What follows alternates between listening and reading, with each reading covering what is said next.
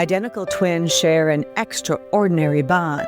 With the same DNA, they tend to have similar personalities, tastes, and even health traits. Their close resemblance and shared experiences can create a deep sense of understanding. We finished each other's sentences for real. In every single picture that I've seen of us as little kids, we always have our hand on each other. There was so much love between us and a wordlessness. We didn't even need to talk to each other, just like a look, and we knew what the other one was thinking. On this episode of Grieving Out Loud, we're continuing our series on sibling loss by sitting down with Christa Parravani. The author received national attention for her very first book, titled Her, a Memoir. It's a story she never intended or wanted to write.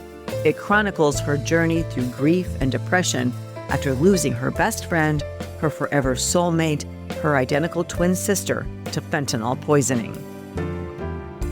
We looked exactly alike, and I would look in the mirror and see my sister looking back at me, and it was very hard to live in a body that was grieving my body.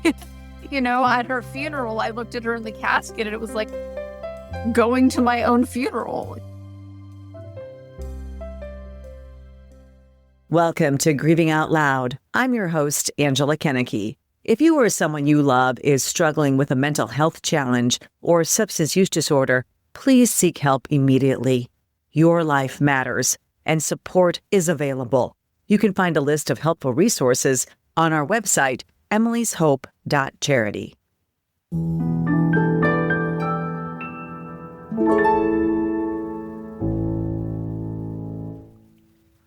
Well, Christa, I am so excited to talk with you. I began researching on sibling loss because I was planning on doing a podcast with my own surviving children who lost their sister. Yes. And I know how deeply impacted they were. They were in high school, really tender ages when this happened. And I came across your memoir, and I was kind of obsessed especially about twin loss and what had happened with your sister and how early on this had happened in the fentanyl epidemic. Mm-hmm. So I'm so excited to talk with you. Well, thank you for having me. I appreciate it. And your book is so beautifully written. It's called Her, a Memoir. And this is actually, was it your first book or one of your first books? It was my first book, yeah. I taught myself how to write while writing that book. Because your twin sister, Cara, was the writer, correct? She was the writer, but truth be told, we both wanted to be writers, but twins are competitive, and I just let her have that and went on and had a career in visual art, actually. And after she died, I started writing the memoir for her, yeah. Well, I'm glad you did. Can we go back and talk a little bit about you and Cara and your relationship? You always think of twins as being, well, one finishes the other sentences. Uh-huh. They do things together all the time. I know sets of twins. Yeah. My son has a set of twins that are his close friends growing up, and they were inseparable. Uh-huh. We were inseparable. We were best friends. I have 3 children myself now, and so I see their sibling relationships, the fighting and the intensity and the love. But I will say that having had an identical twin sister, my observations of my own children, thinking back to my childhood with my sister, it's a very different relationship than just a sibling relationship. We were always together, having looked exactly alike. Of course, that perception is put on you by others, at school. We finished each other's sentences for real. In every single picture that I've seen of us as little kids, we always have our hand on each other. There was so much love between us and a wordlessness. We didn't even need to talk to each other, just like a look, and we knew what the other one was thinking. We were a complete unit, for better or for worse.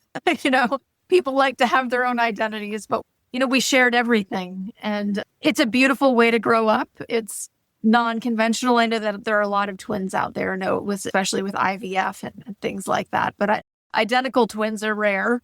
And all the weird things that people assume about identical twins, I can say, are probably true. We were exceptionally close, for biological reasons, for reasons of having grown up in a childhood home that was difficult. We even went to college together. She was my world. Yeah. And the difficulties growing up, can you talk a little bit about those? Yeah, sure. My mother and my father were in an abusive marriage. My father was an incredibly physically abusive human, abuser of me and my sister as well, just emotional abuse. And my mother remarried and ran basically with us and took us into another home that was also abusive. She married a Marine who was an alcoholic and who suffered from bipolar disorder. And we had family trauma after family trauma, basically. They divorced. And then we moved in with my grandmother. When my mother and my stepfather divorced, and she died a year after we moved in. She got colon cancer at the age of 59. So we had a very difficult childhood, a violent childhood, one that caused us to be consistently uprooted and even at times homeless, which also probably rooted us together more. You know, we were all we had in some ways because the adults weren't doing their jobs. Right. It sounds awful. And I'm sorry for what that you dealt with as a kid, you and your sister. And, you don't know when you're a kid that this is not the way things should be going. You don't know that until you're an adult. You don't. I will say that, there was a way in which the two of us, our love was so strong that I knew that that was the way childhood should go, if that makes sense. So even though there was all that negativity, there was also all of the love between us that sustained me. And yeah. And I think sometimes you just have to have one person to be a survivor. In my case, I had a grandmother on my mother's side and a grandfather on my father's side that really were supportive of me and let me know that there were certain things in my childhood that weren't necessarily correct. And I think if you have those people, and in your case, it was you and your sister had each other. We had each other. But your sister, Cara, underwent other trauma later that probably set her on a course that you didn't go on. Yeah, she did. So she had gone to graduate school in her early 20s and was for creative writing. She was a fiction student. She was walking her dog in the woods one afternoon in October. It was a really nice day. It was the last nice October day for those of you who live in climates like New England. You don't waste those days by staying inside. She was walking her dog and she was accosted by a man in the woods, and she was brutally raped and held for 12 hours and was never the same after that. She was really incredibly traumatized. No doubt. Yeah, that altered the course of her life, for sure. The man who kidnapped and raped Christa's sister was caught and sentenced to prison, where Christa believes he'll likely remain for the rest of his life. But for Cara, life was never the same. The trauma changed her in ways that couldn't be undone. She spiraled into a post-traumatic state and didn't want to leave the house and was having panic attacks and not sleeping. When she did sleep, she had nightmares. And I don't blame her. But what happened was she was prescribed benzodiazepines to treat her post-traumatic symptoms. And that's what started the eventual use of heroin later on. It wasn't immediate. She didn't, get assaulted, go out and get heroin. Yeah. Right. No, it never is. It's never immediate. I always say people sort of graduate to heroin. In my daughter's case, it started off with marijuana and Xanax. Yeah. And so it's a pretty typical path that people follow. And so did you know that your sister eventually had started using heroin? I did know she started using heroin. Yes, I did. While Christa was aware of her sister's heroin use, she says it was the one thing that began to pull them apart. That's a heartbreaking reality for many families. Substance use disorder isolates people from the ones they love the most. It's a complex disease that remains deeply misunderstood by much of society. Like so many people, I didn't know what to do. I feared for her life. I feared she'd overdose. I saw that there was a self-destruction. I will also say that now, I'm 47 years old. I was in my 20s then. I'm a grown-up now. My ideas of her addiction have changed at that moment in my life with her in my 20s. I just wanted it to stop. I didn't understand that that's not possible. We sent her to rehab. We tried everything that a person could try to stop her use of heroin, but I understand now that she was self-medicating and she was living in constant, unendurable pain. Right. You understand it now. Your perspective's so different now. But back then, I would imagine you also had some anger because you had this incredibly close relationship with your twin sister and things had changed and she wouldn't stop. And so many people, we're talking, about 20 years ago, Yes. right? People had a different idea about substance use disorder then. And not everybody is convinced now, but people just, why can't you just stop? Just stop it, right? Right. Yes, they do. They have all sorts of ideas about it. Yeah. Many which really bother me, actually. That still, I think, survive today. The idea that people who use drugs are junkies and losers and layabouts. Right. And, my sister was a prolific writer. She was a teacher. She held up her obligations to her job. She had, many degrees. She was brilliant and she used drugs. All of those things were true about her. But there's this thing that I can't stop thinking about lately, which is that we don't have good treatments for post-traumatic stress disorder. We don't. I'm married to a poor combat veteran, and the VA has lots of new treatments for post-traumatic stress disorder.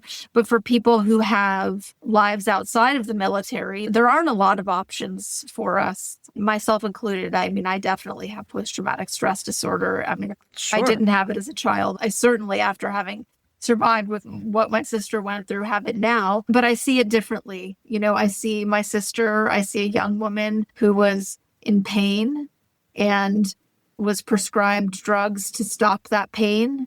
And because those drugs are drugs that doctors don't like to keep prescribing, was taken off of those drugs and as a result sought out something else to stop the pain. And whether it's physical or mental pain of the mind or pain of the body. Right. That story is so commonplace now, yes, right? It is. People are prescribed something, it's suddenly withdrawn. Right. And they seek elsewhere. Right. I mean, that is the story of, I can't tell you how many parents I've talked to on this podcast who tell me that same story. Right. I do feel in some ways that, the man who raped and tortured my sister murdered her and the pharmaceutical industry murdered her. I feel both of them are implicated in the fact that my sister is no longer here. I do wonder if had my sister been kept on benzodiazepines a little bit longer, maybe she wouldn't have used heroin, Yeah, maybe not. I don't know why that couldn't have happened.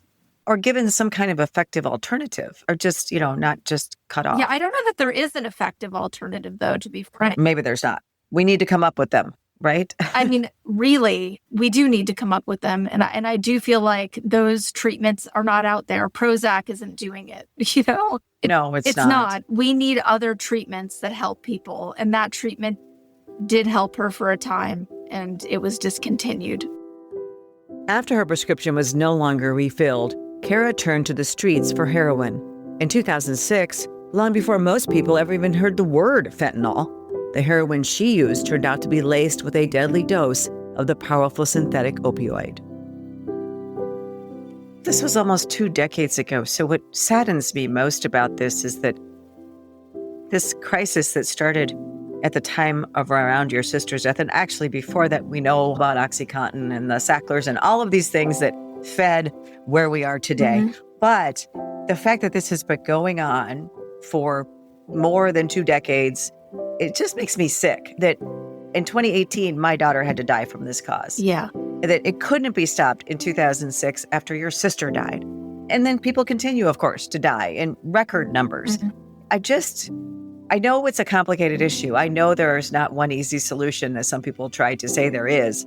However, I just feel like if it were any other cause, it would have been stopped by now. If it didn't have something that was so stigmatized as drug use. Yeah.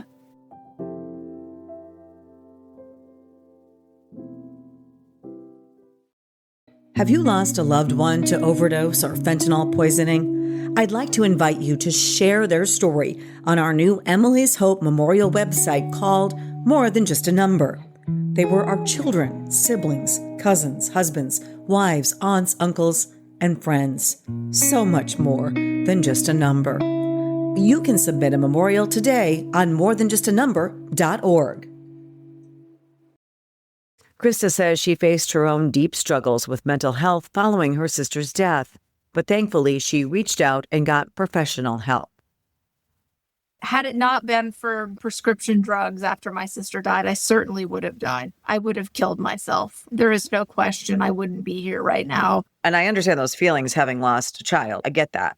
Yeah. But I don't get it completely because I'm not a twin. Right. So I don't get your pain. But I get the idea that I don't want to live anymore because I lost this person. Totally. I think you do get my frustration in terms of just the legal nightmare of drugs and the inability to solve the problem, which at this point, I'm still there and I'm trying to figure out what we can do because it hasn't been done. People are dying on a regular basis, and these are people who don't need to die.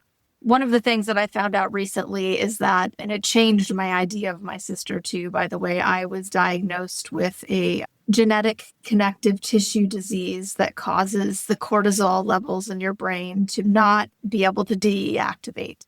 Oh, how interesting. Yeah. It's a rare disease. I was having some medical problems. It's a very rare disease. My sister also had it, obviously, because we were genetically exactly the same. One of the things that happens in that disease is that you are unable to metabolize benzodiazepines at the rate that other people do. So you have to take more of them in order to have them be effective. That's fascinating. My brain exploded when I heard that. But, what winds up happening is that anxiety is a huge symptom for people who suffer from those illnesses. And it's rare, so it's not the majority of people. But I had this conversation with my doctor because I went to him and I said, well, so I have this disease and I have cortisol levels that need to be controlled. And I know that benzodiazepines will help me sleep. And he said, well, your sister died from benzodiazepines and therefore we are not giving them to you. And I said, my sister died from a fentanyl overdose. She didn't die from benzodiazepines. As a matter of fact, had you prescribed her the benzodiazepines, she'd probably not have died. And for me, I'm all about advocating for lessening the shame of people needing to actually use drugs that work. You know what I'm saying? Right. And I feel that the shame that my sister had also contributed to her seeking drugs elsewhere outside of her doctors and from dealers who wouldn't shame her and gladly take her money. Yeah, sure. That makes sense. But what I find so interesting is that you're identical twins, so you're biologically identical, and she goes down the road of addiction and you don't, but all triggered by an event that happened to her. So I think it goes to show how precarious substance use disorder really is, right? I mean, this could have as easily happened to you as well.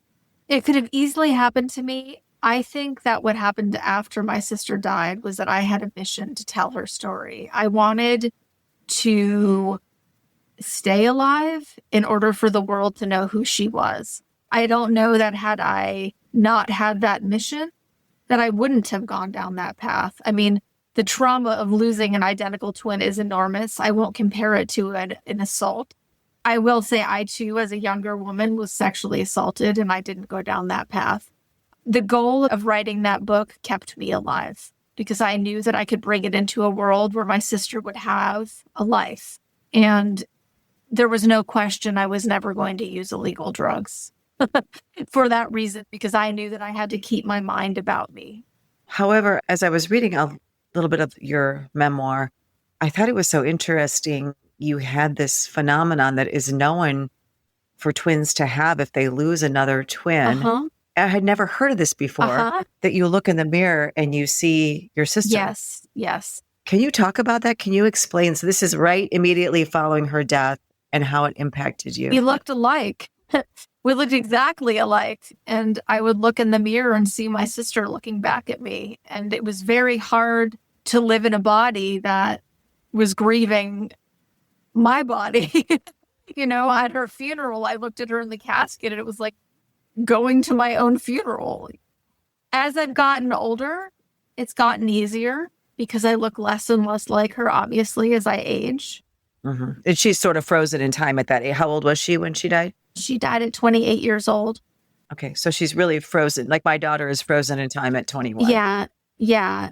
But it's also strange because my sister is frozen in time, but she's not, because here I am growing into the person that she would have been.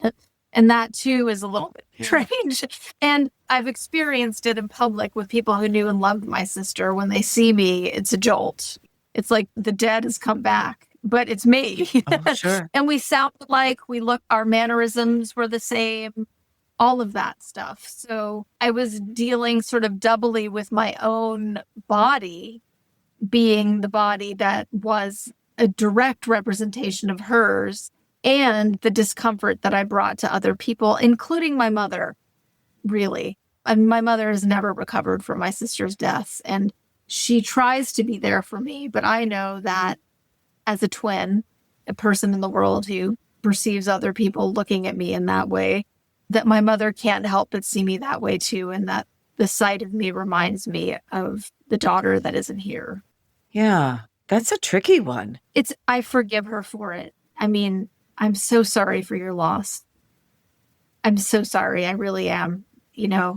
As difficult as my mother is, as a mother myself, can't imagine it, losing a child. Right. And nor should you have to. Yeah. I mean, it's a different kind of loss, of course. But, Of course. if you could imagine your daughter had an identical twin who was growing, and you were seeing her grow and seeing this version of your daughter that wasn't, it might be complicated. It's hard to wrap my mind around, actually. And I often worry about my other children, and the fact that I do all this work. I focus a lot of my work on what happened to my daughter. I worry that overshadows her other siblings, and I never want that to happen. I want them to feel loved and seen and as individuals in their lives, just as important, right? But it's hard when you have this traumatic, horrible loss in your family. Of course. And, having children myself, I have something like that as well, because what I want is to be a parent to children who are not afraid of the world.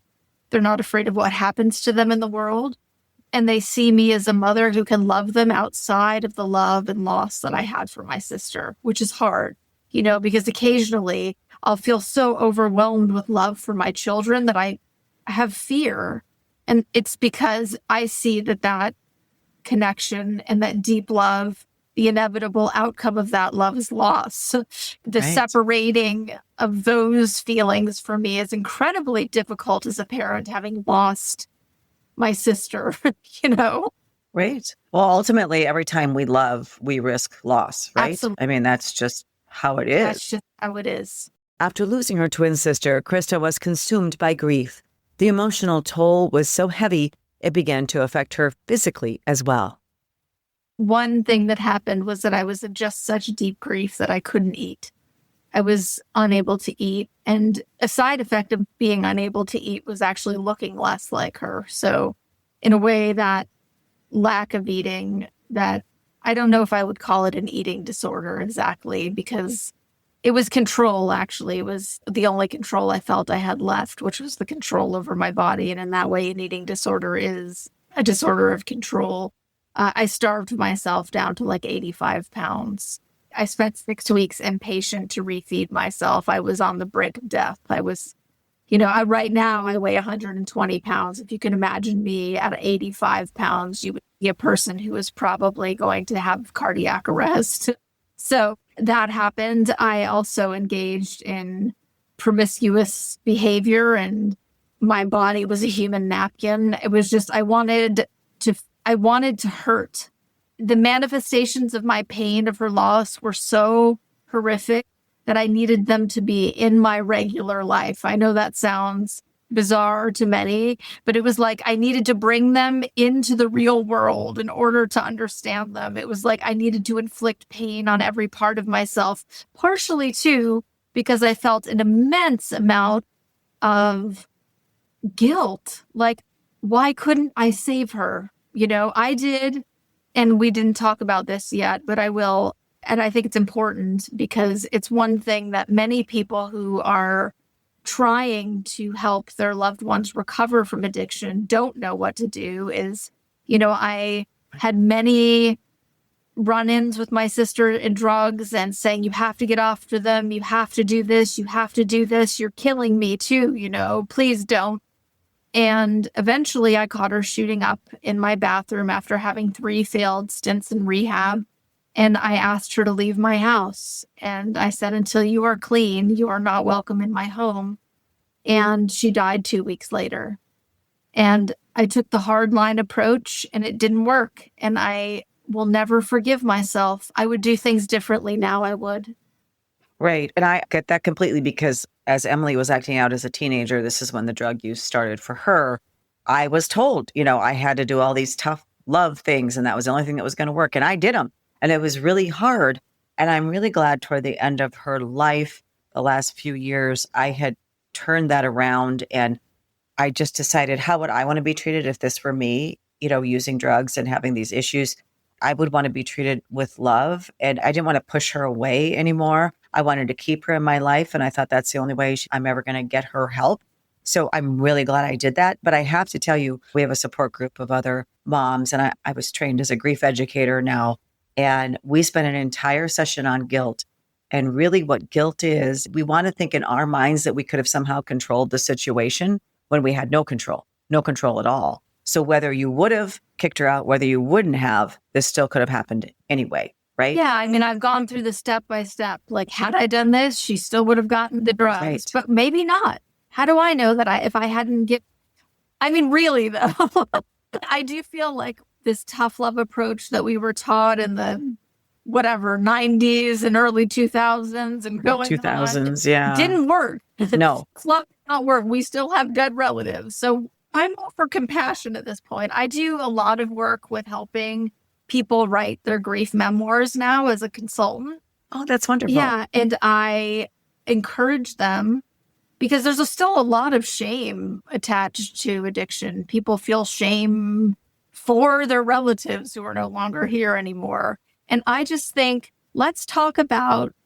compassion and look at the reasons why the self-medication was happening and give them that love that we couldn't at that moment because we were too afraid to give it, And I love it that you're helping people. I write a blog that I've written since right upon Emily's death. And I just kind of pour my emotions out into it. And it's changed. It's been 7 years. So the blog has evolved. And I think I'm going to put that together as a book. That's my goal right now. I just haven't had time doing so many other things. Yeah. But I want people to know that these feelings are normal and what it's like to lose, especially parents, but siblings, whomever. I just wanted people to know they weren't alone. And I wanted to get my emotions out there so that other people could read and say, oh yeah, I felt this too. I went through this too. Those kinds of things. Because grief is tricky. It really is. As one of the nation's strongest financial organizations, First Premier Bank and Premier Bank Card have the strength to do good. We support nearly 700 organizations and nonprofits. Our employees give more than 30,000 volunteer hours annually. And we are continually seeking ways to make South Dakota an even better place to live. It's the Premier way. First Premier Bank and Premier Bank Card. Grief is never easy, and there's no one-size-fits-all path to healing.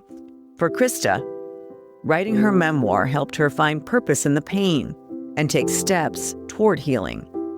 Many authors describe writing as therapeutic, but Christa says that wasn't exactly how she felt. I don't advocate for memoir writing as therapy, by the way.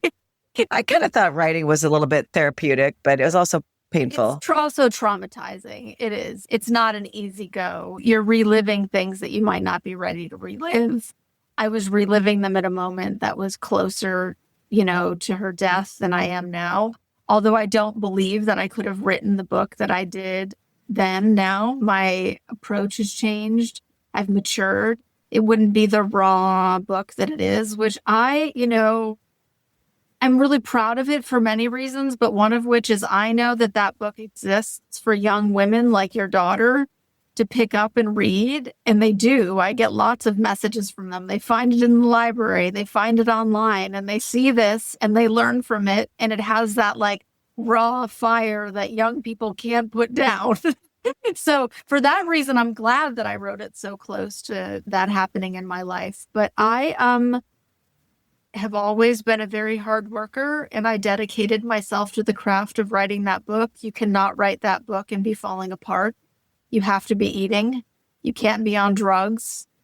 None of those things can happen. I mean, I did go through a terrible divorce. My ex-husband couldn't handle my grief, really, is what it comes down to. Well, that's not unusual, really. It's not. It's not. And I spent many years of my life beating myself up over that. Had you not turned yourself into a human napkin for men, had you not done this, but in reality, grief plays tricks on you and it makes you want to hurt yourself.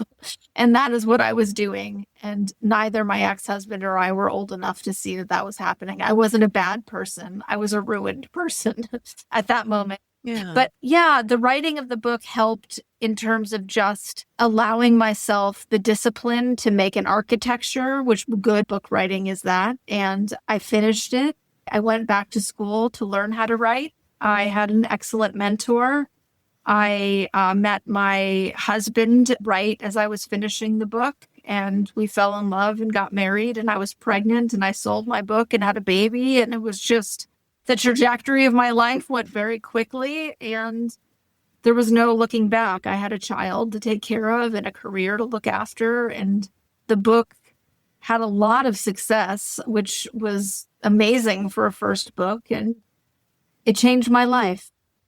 Yeah. That is amazing. It's an amazing story. And I'm so glad to hear that you turned your life into something else, that it could have gone so much differently. And it does oftentimes for twins, doesn't it? I mean, is the survival rate of when one twin loses another twin not very great? It's not great. There's a part of the book that says, that 50% of the time twins die.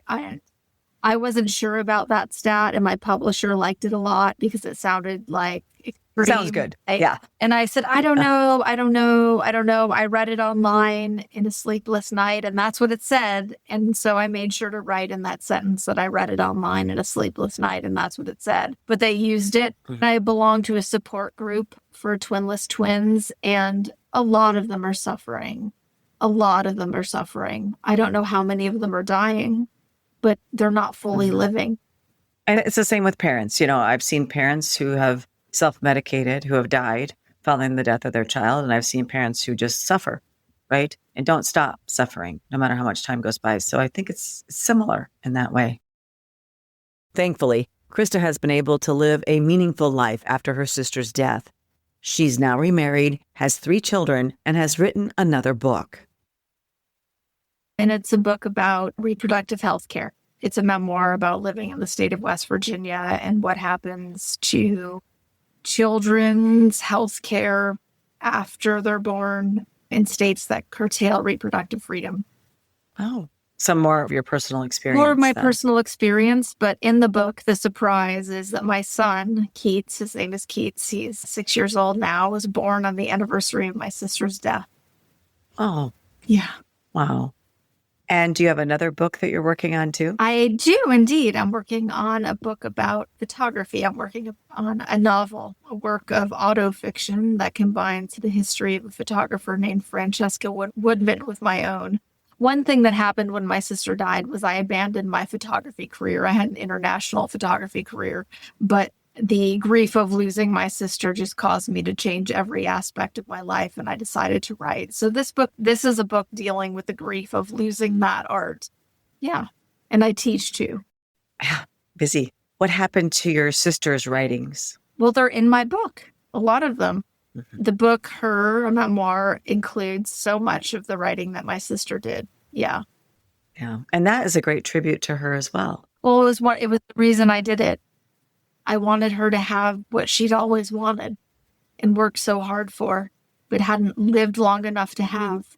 I 100% get that because my daughter was an artist. Surrealism was what she specialized in. She was a painter, and she never got to see the success of her art. And so as part of what we do at the charity is we showcase her art, and we use her art in different ways throughout the work that we do. Uh-huh.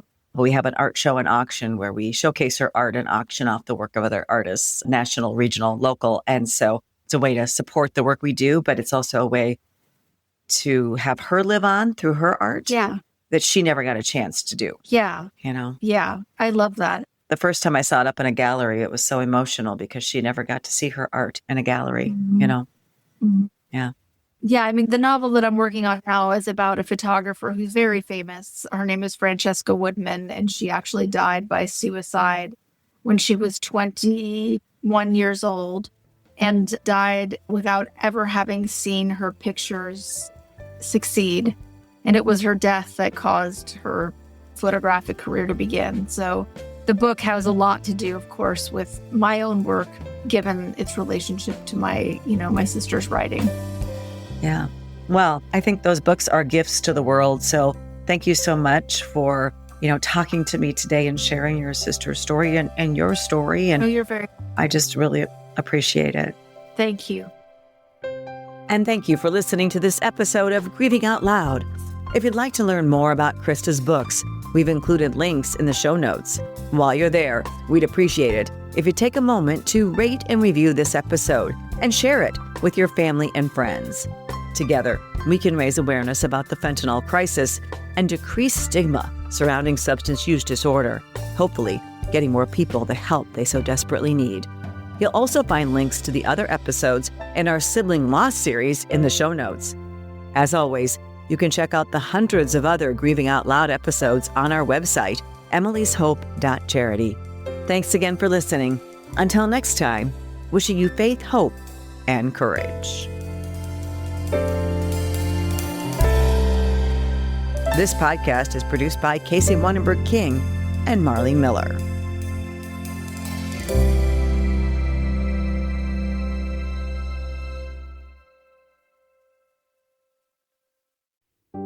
Are you ready to protect the next generation from the dangers of substance use?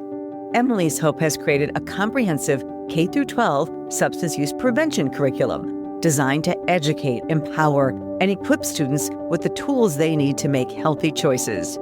Our age-appropriate lessons start in kindergarten and build through high school, using science, real stories, and interactive learning to help kids understand their bodies, brains, and risk of drug use. We're already reaching thousands of students across multiple states, and we're just getting started. Visit emilyshopeedu.org to learn more and share our curriculum with your school administrators and counselors. At Emily's Hope, we believe prevention begins with education. Let's work together to keep our kids safe.